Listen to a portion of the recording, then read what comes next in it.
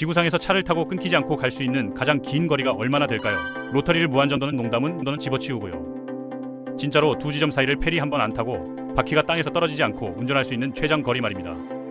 놀랍게도 이 답을 찾는 과정에서 우리는 운하 하나 때문에 막힌 대륙들, 마야관이 지배하는 정글, 그리고 다리 하나 없어서 완전히 단절된 두 수도의 이야기를 만나게 됩니다. 왜 어떤 구간은 절대 통과할 수 없는지, 그 이유가 얼마나 위험하고 충격적인지 알게 될 거예요. 자, 그럼 시작해볼까요? Geoverse.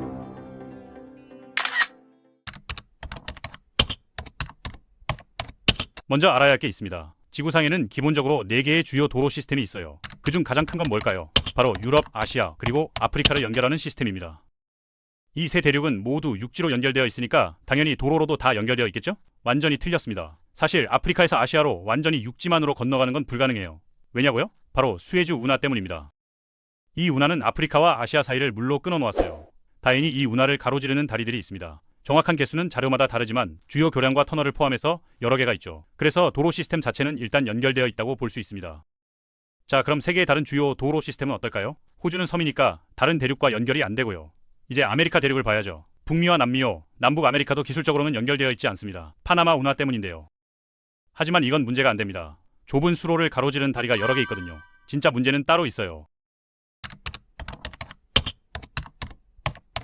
첫 번째 단절 지점, 다리엔 게르입니다. 파나마와 콜롬비아 국경을 가로지르는 이 황량한 늪지대를 통과하는 도로는 단 한 개도 없어요. 왜냐고요? 이 지역은 중군사 조직과 마야광들이 완전히 장악하고 있거든요.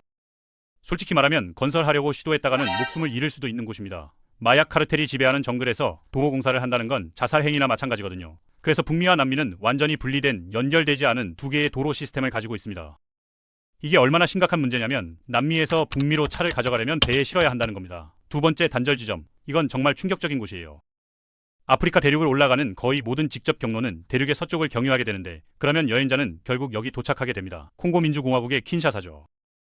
킨샤사 바로 건너편 강 너머에는 콩고 공화국의 브라자빌이 있습니다. 이 두 도시가 얼마나 가까운지 아세요? 강 하나를 사이에 두고 마주보고 있어요. 수영 잘하는 사람이면 헤엄쳐서 갈 수도 있을 정도로 가깝습니다. 그런데 이 두 나라 수도를 연결하는 다리가 하나도 없어요. 믿기지 않죠? 하지만 이게 현실입니다. 왜 다리가 없을까요?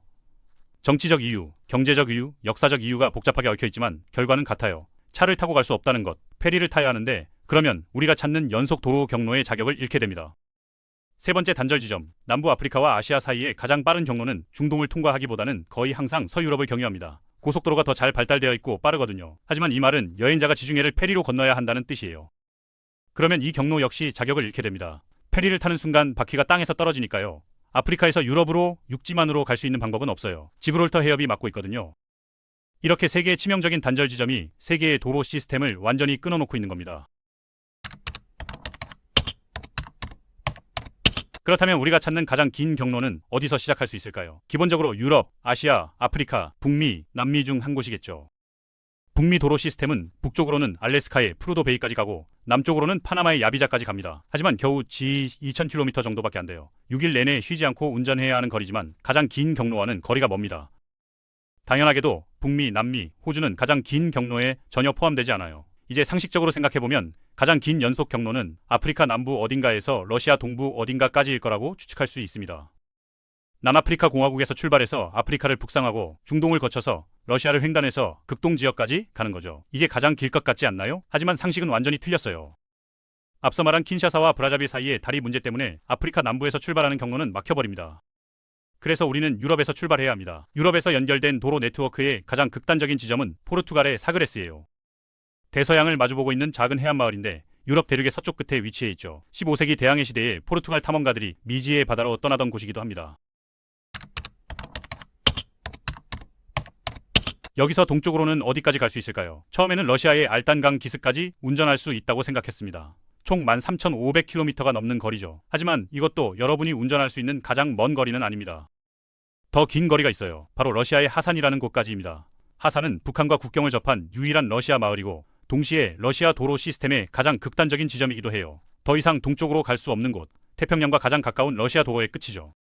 페리를 타지 않고 유럽연합 덕분에 세관 검문소도 단 2개만 통과하면서 포르투갈 사그레스에서 러시아 하산까지 얼마나 갈 수 있을까요? 자료마다 약간씩 차이가 있지만 대략 진 4,000km에서 14,300km 사이예요. 보통 14,000km 정도로 알려져 있습니다. 이게 세계에서 가장 긴 연속적이고 직접적인 운전 경로입니다. 쉬지 않고 자지 않고 먹지 않고 주유도 하지 않고 계속 운전한다는 가정하에 약 6일하고도 19시간이 걸리는 거리죠. 실제로 이 경로를 운전한다면 어떨까요? 여러분이 사그레스를 출발한다고 상상해보세요. 차에 시동을 걸고 동쪽으로 향하면 먼저 포르투갈을 가로지르고 스페인을 통과하고 프랑스를 지나게 됩니다.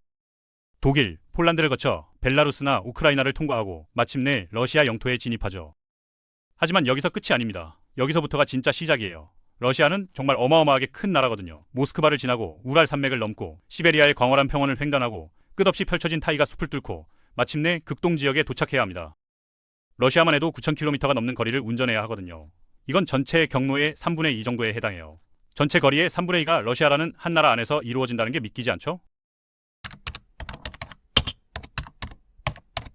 이 여정 동안 여러분은 수십 개의 도시를 지나치고 수백 개의 마을을 스쳐가고 수천 킬로미터의 풍경 변화를 목격하게 될 거예요. 지중해의 햇살 가득한 해안에서 시작해서 알프스의 눈 덮인 산맥을 보고 동유럽의 평원을 달리고 시베리아의 혹독한 추위를 경험하고 마침내 태평양과 가까운 극동 지역에 도착하는 겁니다.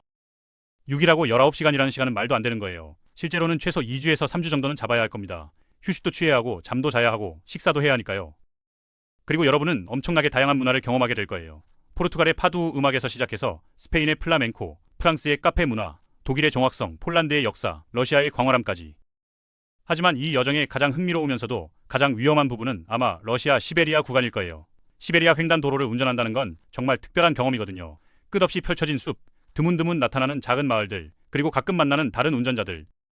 어떤 구간에서는 몇 시간 동안 다른 차를 한 대도 보지 못할 수도 있습니다. 생각해보세요. 몇 시간 동안 인간의 흔적을 전혀 볼 수 없는 도로를 달린다는 게 어떤 느낌일지. 겨울에는 영하 40도에서 50도까지 떨어지는 극한의 추위를 견뎌야 하고 여름에는 모기떼와 싸워야 하죠. 도로 상태도 구간마다 천차만별입니다. 어떤 곳은 완벽하게 포장된 고속도로인 반면 어떤 곳은 비포장 도로나 자갈길일 수도 있어요. 특히 봄철 해빙기에는 일부 도로가 완전히 진흙탕으로 변해서 차가 빠져 꼼짝도 못하게 되기도 하죠. 이제 다시 원래 질문으로 돌아가보죠. 왜 이 경로가 가장 긴 걸까요? 그건 유럽과 아시아가 하나의 거대한 육계를 형성하고 있기 때문입니다. 유라시아 대륙이라고 부르는 이 거대한 땅덩어리는 지구 육지 면적의 상당 부분을 차지하고 있어요. 그리고 이 대륙을 동서로 횡단하는 도로가 가장 긴 연속 운전 경로를 만들어내는 겁니다. 아프리카가 포함되지 않은 이유는 앞서 말했듯이 킨샤사와 브라자빌 사이에 다리가 없기 때문이고 또 아프리카에서 유럽으로 넘어가려면 페리를 타야 하기 때문이죠. 만약 이 문제들이 해결된다면 어떻게 될까요? 남아프리카에서 러시아 극동까지의 경로가 새로운 최장 경로가 될 수도 있을 겁니다. 그렇게 되면 케이프타운에서 하산까지 거의 18,000km에 달하는 경로가 가능해질 거예요. 하지만 현재로서는 포르투갈에서 러시아까지의 대략 14,000km 경로가 왕좌를 지키고 있습니다. 재미있는 건 이 경로의 양 끝점 모두 상징적인 의미를 가지고 있다는 거예요. 사그레스는 유럽인들이 신세계를 발견하기 위해 떠났던 곳이고 하산은 러시아가 태평양과 만나는 지점 중 하나입니다.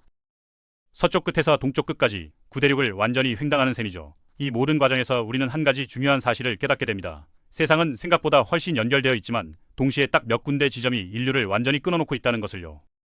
다리엔 게레 마약 카르텔, 킨샤사와 브라자빌 사이에 존재하지 않는 다리, 지중해를 가로지르는 페리, 이 세 가지가 없었다면 지구는 훨씬 더 연결된 곳이 되었을 겁니다.